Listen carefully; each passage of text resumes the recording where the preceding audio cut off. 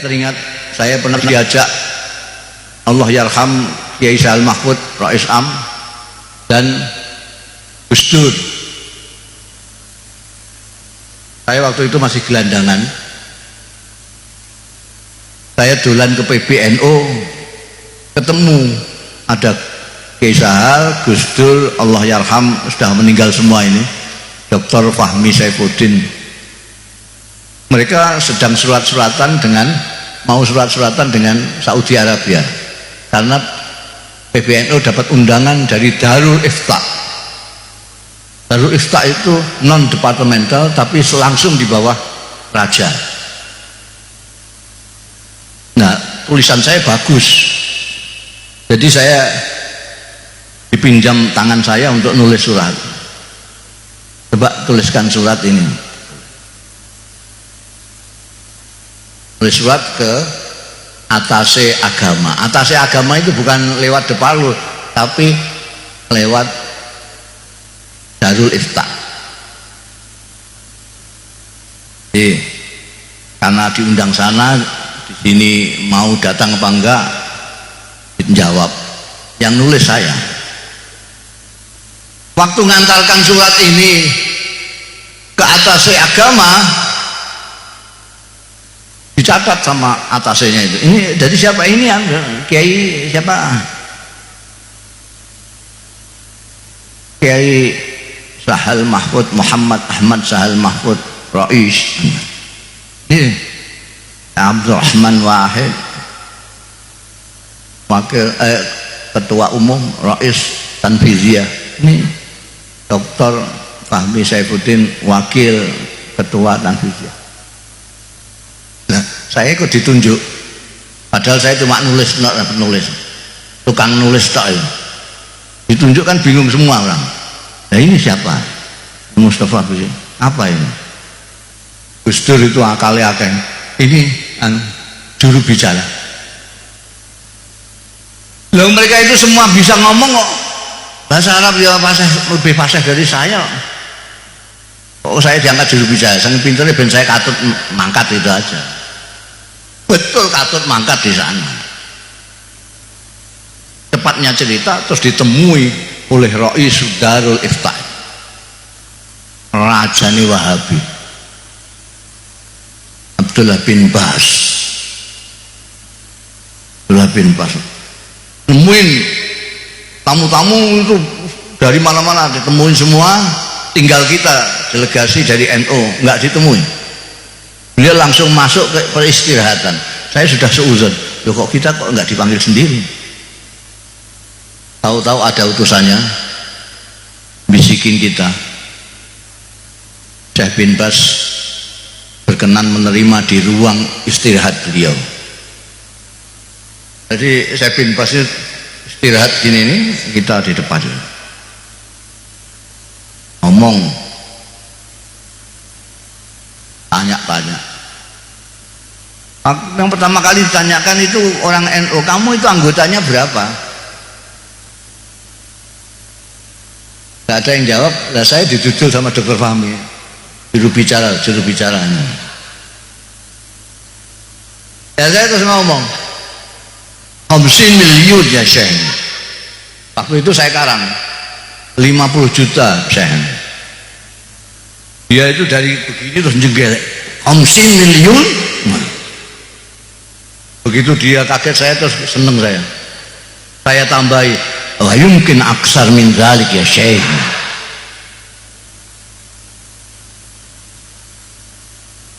Nah itu bayangkan aja, penduduk Saudi Arabia pada waktu itu baru 20 juta. Ini kalau ada organisasi kok 50 juta, kan 2 kali lipat penduduk Saudi lebih.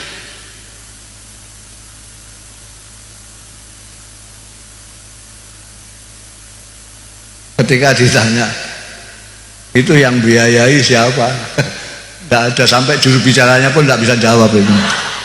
Itu tidak ada yang biayai, lillahi ta'ala semua.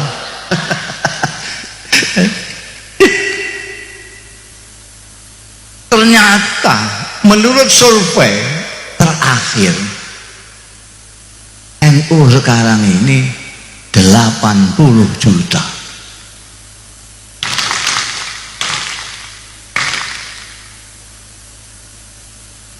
80 juta.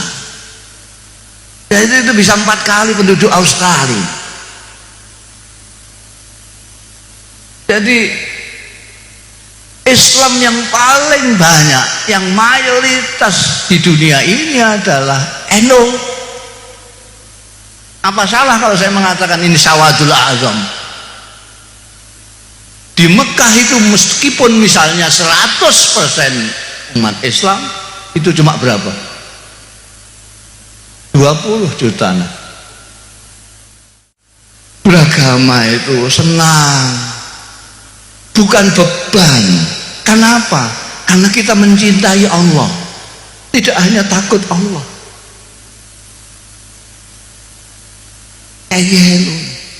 Enak. Dan lagi pula ya, saya itu kalau lihat orang pertentangan dalam beragama itu, saya itu kasihan ya, tengguyu, ingin ketawa itu. Ini bagaimana? Yang potonganmu kayak ngono,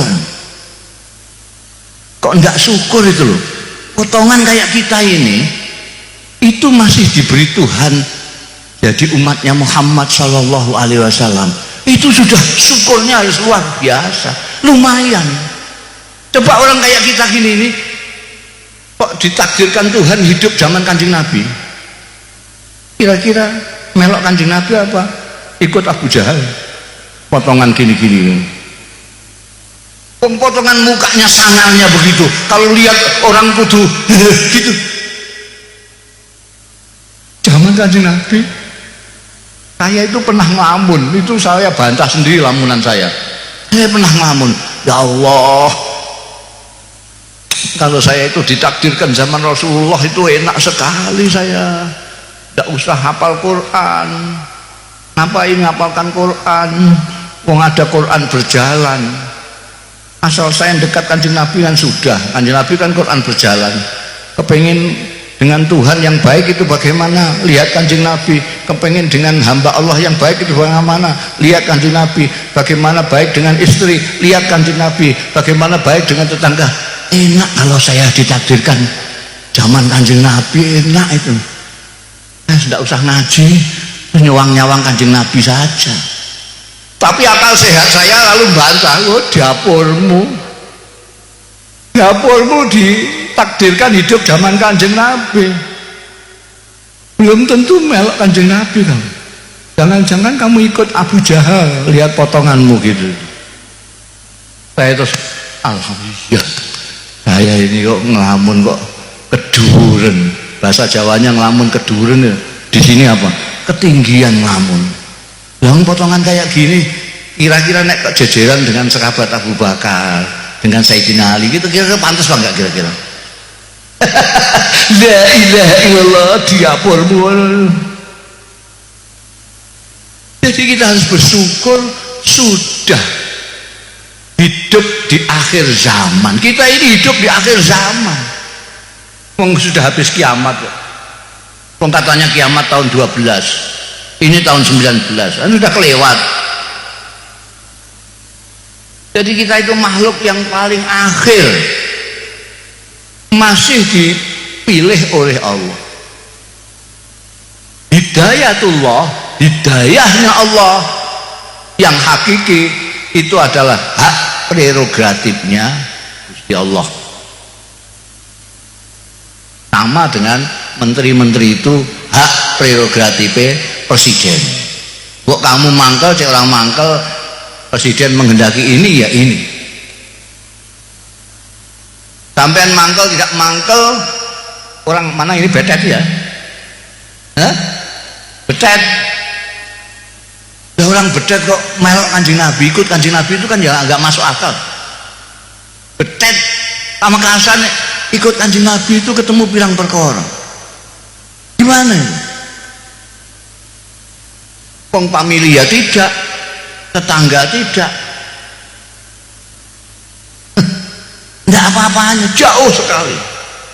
Sini Mekah itu 7 samudera. Di sini ke Madinah itu masih lewat Surabaya, baru terbang 9 jam pakai pesawat jet. Sampean kok ikut Kanjeng Nabi itu asal usulnya gimana? Padahal ada orang yang dekat sekali, tidak ada orang yang lebih dekat daripada dia. Namanya Abdul Uzza. Orang ini dekat dengan Kanjeng Nabi luar biasa. Karena pertama dia saudaranya Sayyidina Abdullah. Sayyidina Abdullah itu ayahnya Kanjeng Nabi Muhammad sallallahu alaihi wasallam. Dia saudara kandungnya Sayyidina Abdullah, berarti pamannya Kanjeng Nabi persis. Rumahnya tetangga pet dengan Kanjeng Nabi Muhammad sallallahu alaihi wasallam. Sini Kanjeng Nabi, di situ rumahnya. Tidak hanya itu saja, orang ini Abdul Uzza besanan dengan Kanjeng Nabi Muhammad sallallahu alaihi wasallam, anak dua. Dia punya anak laki-laki dua, Utbah dan Utaibah, dikawinkan putrinya Kanjeng Nabi dua, Sayyidatina Ruqayyah dan Sayyidatina Ummi Kulsum. Ada orang yang lebih dekat dari dia. Paman, tetangga pet, besanan, anak dua, tidak hanya satu. Itu ketika diajak Kanjeng Nabi untuk menyembah Allah Subhanahu wa ta'ala, bukan hanya tidak mau, tapi mencaci maki Kanjeng Nabi. Dia mengatakan kepada Kanjeng Nabi waktu itu, tabban laka ya Muhammad, alihadza jama'tan. Kurang ajar kamu Muhammad, orang tua-tua kamu kumpulkan, kamu ngomongnya gitu itu. Masa Tuhan enak-enak banyak kok kamu jadikan satu tok. Dia marah-marah karena dia punya Tuhan ada 200 berapa gitu. Bagaimana sampean menjelaskan? Abdul Uzza yang begitu dekat Kanjeng Nabi diajak tidak mau, bukan hanya tidak mau tapi mencaci Kanjeng Nabi. Sampean orang Pamekasan, siapa yang ngajak? Sampean ikut Kanjeng Nabi Muhammad sallallahu alaihi wasallam. Makanya kiai-kiai mengatakan nikmat yang paling besar adalah Islam wal iman wal Islam.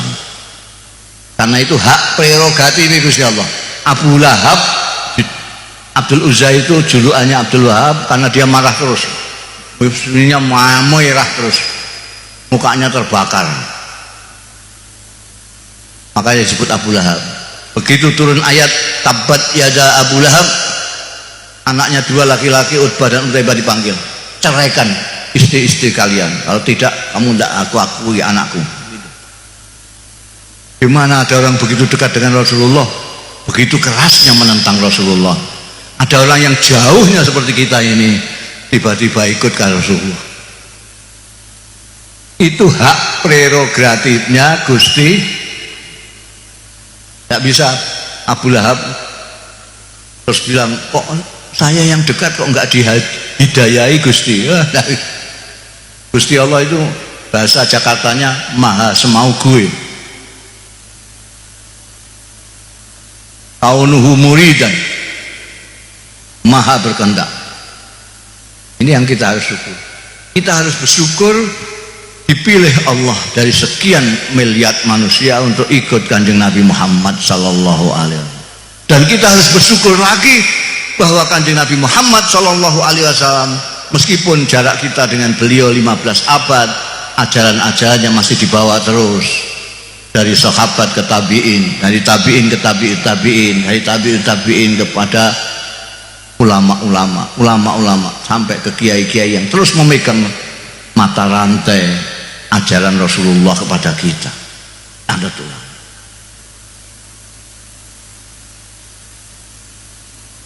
Dan saya sudah keliling, saya sudah ke Amerika, ke Eropa, ke Timur Tengah, ke Jepang, ke Taiwan, ke Korea.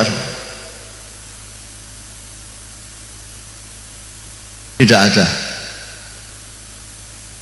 yang otentik Islamnya seperti Nahdlatul Ulama.